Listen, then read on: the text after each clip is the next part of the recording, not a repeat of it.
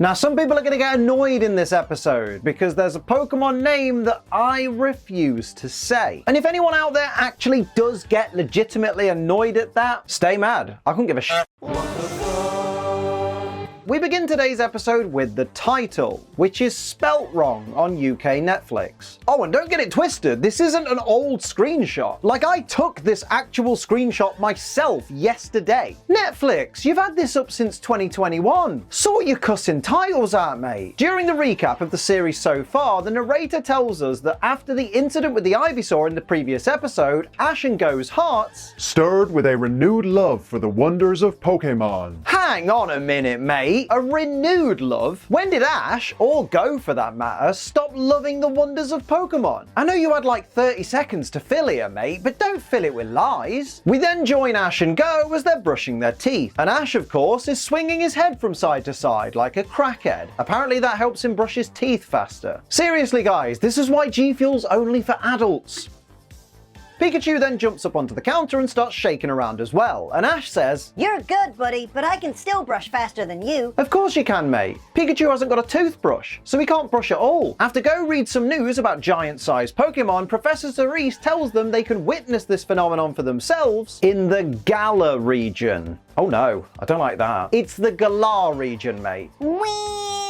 Actually, Liam, I think you'll find the official pronunciation is the Galar region, not the Galar region. Yeah? Well, I'm from the country the region's based on, and here we call it Galar, so do one. Also, do not let Ash and Go fool you into getting excited about seeing some Dynamax Pokemon today, because there are none in this episode. Yep, that's right, they go to Galar specifically to learn about Dynamax, and they don't even joffin see any. Pokemon, I love you and all, but why the cuss you gotta waste our time like that? Mate, imagine a flight you were hoping to get a ticket on was all booked up, only to find that some knobheads booked a whole seat for a twatty sword. You'd be livid, wouldn't you? One of the first things we see in the Galar region is this monstrosity. Like, I can kinda see what you wanted to do there, Pokemon. You wanted to do your own take on the traditional London red double-decker bus. But all you've done here is make this weird, awkward single-decker with an unnecessary split in the middle of the windows. Not to mention its door's on the wrong side. We drive on the left here, mate. Having the door on that side means poor folks have to get off the bus into traffic. And why does this thing have 2 license plates? Answers on a postcard. As he checks his Rotom phone, Go says, "Let's see, from here we go." Only to be interrupted by Ash, who says, "Tell me, where are we going from here?" Ash, mate, just shut the cuss up and he'll tell you. Now, you're probably wondering why this guy looks so uncomfortable. Well, it's simple. The dub team took away his mustache. And I know what you're wondering. Why on earth would they take away his mustache? Well, apparently it's because they weren't keen on the style. Yeah, turns out it looks a bit too much like Charlie Chaplin, I guess. As it turns out, there are no trains to the wild area for 3 hours. And there is a bus, but that's not available for 6 hours. Wow, Pokemon really did nail the UK public transport system. Huh. Ash really said with his whole chest, "What are you gonna do?" Big thumbs up for Go for correctly calling what Ash describes as the teeny tiny things with the awesomely great smell, scones. Yes, they rhyme with cones, and I will fight everybody on this. Cone is literally in the name. So if you say scone, get gone because you're wrong. Also, mad respect for Ash and Go here, because technically, yes, the best way to eat scones is with raspberry jam and clotted cream. But honestly, I really do enjoy eating scones this way. Like seriously, Devon all butter scones eaten completely dry hit so different. I used to buy a pack of these from Asda and I would just eat the lot within the space of like half an hour. Sure, you die of thirst halfway through the pack, but man, do they taste good. See? Ash and Pikachu get what I mean. Ooh, Scorbunny. Mate, I don't know if that's okay. I'm just saying, don't go and get the episode banned, lad. Now, I just want to make it clear right off the bat, I hate pronouncing this Pokemon's name. Now, I get it, its name comes from the British verb nick, which means to steal, but when I say this Pokemon's name in full, because I have a British Midlands accent, it almost sounds like a racial slur. So, henceforth, for the safety of my livelihood, whenever this Pokemon comes up, I will refer to it as Robbit. product. And also for the safety of my livelihood, I'll be referring to the best damn drink on the planet as G Fuel. G Fuel, as you know, is an energy formula with barely any calories, zero sugar, and a whole heap of wonderful flavors like the fantastical Tiger's Blood that I'm drinking today. It's watermelon, strawberry, and coconut. It's fantastic, it's tasty, it's refreshing, and not only that, it gives me bags of energy to get me through the day or the long nights where I'm editing. And the best thing about G Fuel is when you order it from gfuel.com, you can use code ACE, which is our channel's code, in the checkout, and you can save yourself 20% off your entire order.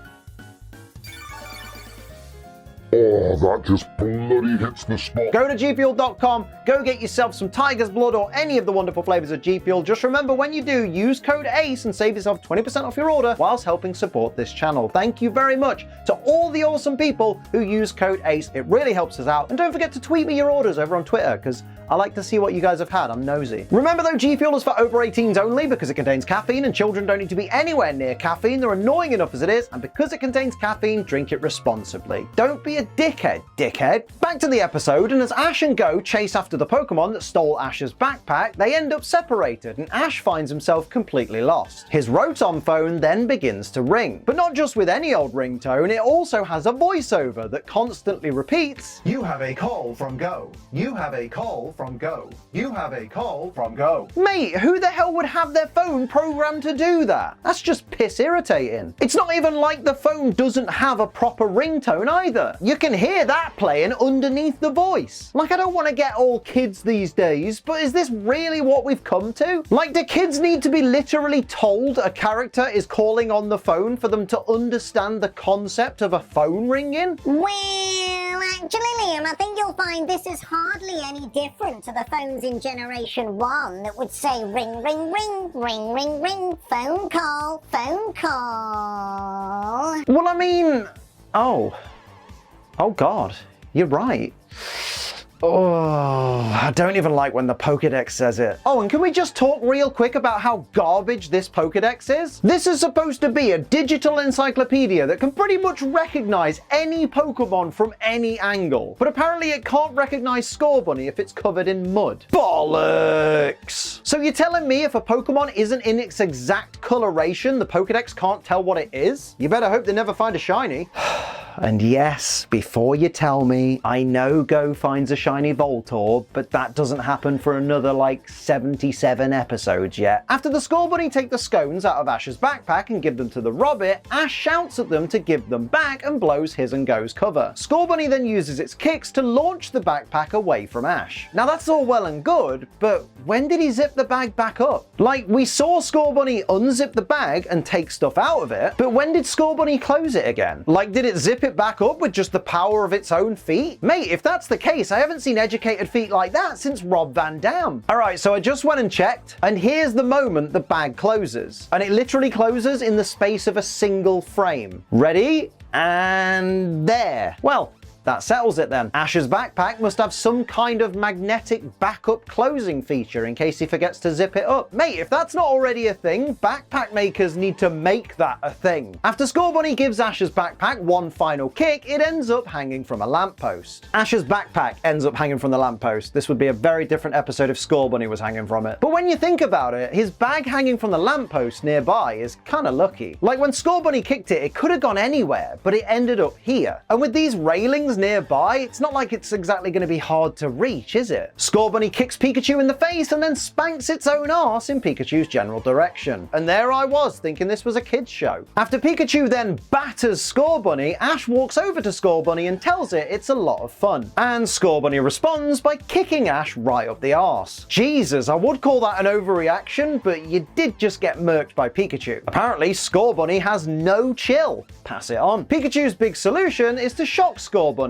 and Ash at the same time. Great job there, Pikachu. Hurt Ash. That'll teach Scorbunny. Scorbunny rubs its nose and reveals that it isn't actually brown. Ooh, mate, this Scorbunny is about to get cancelled. When the guy from the scone shop corners the three Robbit after they stole more scones and then grabs Scorbunny, Go tells him that Scorbunny is in fact his Pokemon, even though obviously it isn't. Yeah, don't worry, you haven't just missed a massive plot point. Go, though, lying to an innocent adult who's only defending his business, that's not very protagonisty. You know, even though technically he is lying with very good intentions, it's still lying, damn it. So let me get this straight. The scone guy catches the Robbit stealing his scones. After he chases them, Scorbunny steps in to help and Go tells him that Scorbunny is his Pokemon. And then the scone guy just gives the Robbit free scones? Way to reward criminal behavior, you big idiot. Go never said those three were his Pokemon, so they should still be criminals to you. As it turns out, the scone guy knew Go was fibbing all along. So as it turns out, Go is a crappy liar.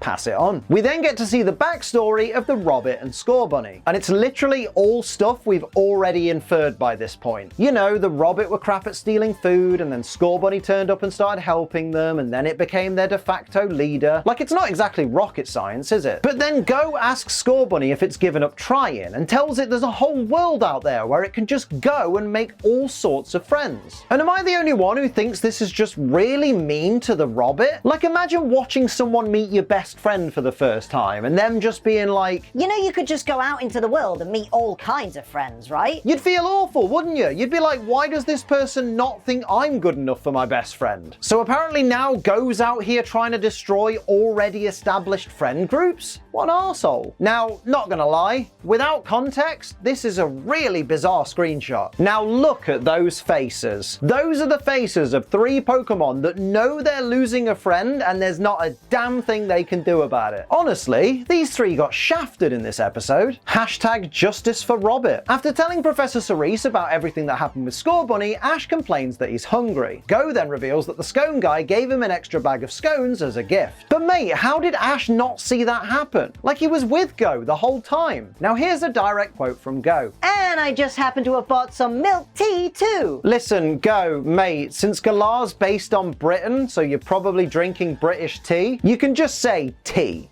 You don't have to be specific. And as the episode ends with Ash and Go on the train to the wild area, with Scorbunny also on board unbeknownst to them, I really can't help but feel a little bit cheated. Like, they got me well excited to see some Dynamax Pokemon at the start of this episode, and they really made it seem like Ash and Go were headed to Galar specifically to see them. But no, we just got a generic backstory for Scorbunny. It was the leader of a group, and it wanted to see the world, and now that group is suddenly completely okay without it. Wow, Pokemon. Never done that one before, have you? And just before the video ends, I'd like to say a massive thank you to our wonderful Ace Trainer Ultra XL members, who are Bro Metapod, Purple Dragonair, Ghost Lupin, Sin City Yeti, Mumbai Cobra, Gear Overlord, Toy Bonnie, TJ the Nerd, Night Angel, Lucas Gates, Kingly Gamer YT, and Viridian Fault. Thank you all so much for your massive support on this channel. So those are my WTF moments for Pokemon Journeys Episode 4, Settling the Scorbunny. Let me know your favorites and any that I missed down in the comments below. Don't forget to like, share, and subscribe. Hit the join button to become a channel member to support the channel, and use code ACE to save 20% off your G Fuel order. Don't forget to come and hang out on my live streams. I'd love to see you there. But until next time, I'm Ace Trainer Liam. Keep on training.